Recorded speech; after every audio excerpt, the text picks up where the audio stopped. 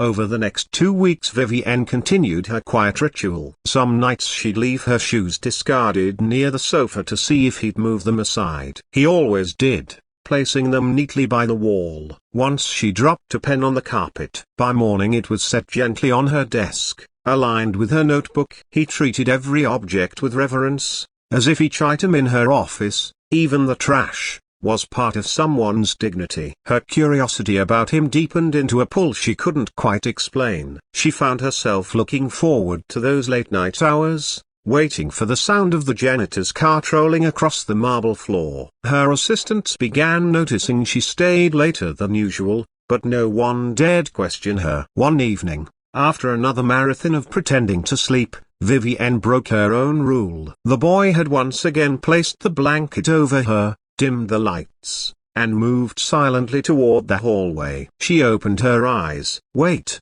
she said softly. He froze mid-step. She sat up, the blanket sliding off her shoulders. "What's your name?" The boy hesitated, glancing toward the corridor where his father worked. "Ayan," he said finally, his voice low. "Ayan," she repeated, tasting the sound. "How old are you?" 17. 17, she murmured. "You help your father every night?" He nodded. "We need the money." Vivienne studied him. In the dim light she saw the faint smudge of cleaner on his knuckles, the shadows under his eyes, the quiet pride in his stance. "And school?" "I go in the mornings. Finish by 3, then homework, then come here."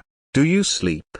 she asked with a faint smile. "Sometimes," he said. And for the first time she caught a flicker of humor in his eyes. She wanted to ask him 100 questions but sensed his caution. "Thank you," she said instead. "For what?" "For a broken bar." She paused, unsure how to articulate it. "For taking care of things here." He shrugged. "It's just cleaning." "No," she said quietly. "It's more than that." That night after they left, Vivienne sat for a long time staring at the city below, thinking about Ayan's words. The next day she asked her assistant to find Kareem's employment file. It was thin. Janitors rarely drew HR's attention, but it gave her a glimpse of their life: immigrant status, minimum wage salary, a small apartment listed in an aging building across town. She stared at the numbers, feeling a twinge she hadn't felt in years. A guilt. She could raise their pay with a single email. She could fund Ayan's education without blinking at the cost. But she hesitated. Part of her still believed in the merit of struggle, in letting people earn their opportunities as she had. Yet another part of her, the part that felt the blanket being placed on her shoulders, whispered that kindness didn't always need to be transactional. The following night she didn't pretend to sleep. Instead she stayed at her desk, glasses perched on her nose, typing on her laptop as Kareem and Ayan entered. Kareem gave a polite nod, but Ayan glanced at her more directly this time. She closed the laptop. "Kareem," she said, "would you mind taking care of the lower floors first tonight? I'd like a word with your son." Kareem looked surprised but agreed, wheeling the cart away. Ayan stood uncertainly in the doorway, rag in hand. "Come in," Vivienne said. He stepped inside. She gestured to the chair opposite her desk. "Sit." He perched on the edge, clearly uncomfortable. "I've watched you work," she said. "You're diligent, careful, respectful." "Thank you," he said softly. "Do you like school?" "Yes." "What do you want to do after?" He hesitated. "Engineering," he said finally. "Build things, maybe bridges." She leaned forward, intrigued. "Why bridges?" "Because they connect places," he said, his eyes flicking up to meet hers. "They make things easier for people, safer." Her throat tightened unexpectedly. She, who had built digital empires, had never thought in such human terms about her own work. "And your father?"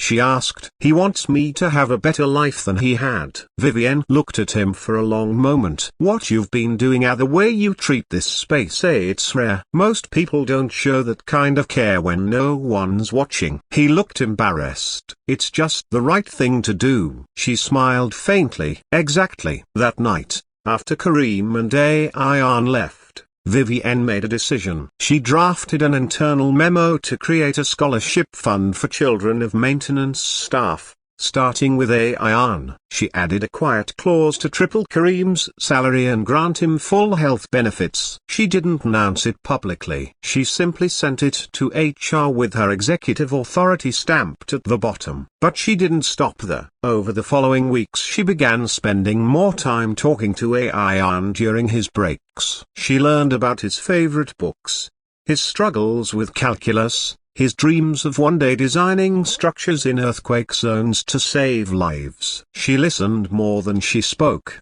something she rarely did with anyone. Gradually she also started seeing Kareem differently, not just as a janitor but as a man who had crossed oceans for his family. One evening Kareem told her about his past life as a teacher back home, how war had stripped him of everything, how he had taken the janitor job as a last resort. Vivienne found herself humbled, ashamed of how invisible she had let them both become. She began making changes within her company, subtle but profound. She ordered an overhaul of the maintenance department's policies, raised wages across the board, improved the break rooms, and set up a fund for employees' families. The board grumbled at first about unnecessary expenses, but Vivienne silenced them with a glare and a reminder of record profits. One rainy evening Ayan arrived at her office soaked from the downpour, carrying a mop and bucket. Without a word Vivienne stood, walked to her coat closet,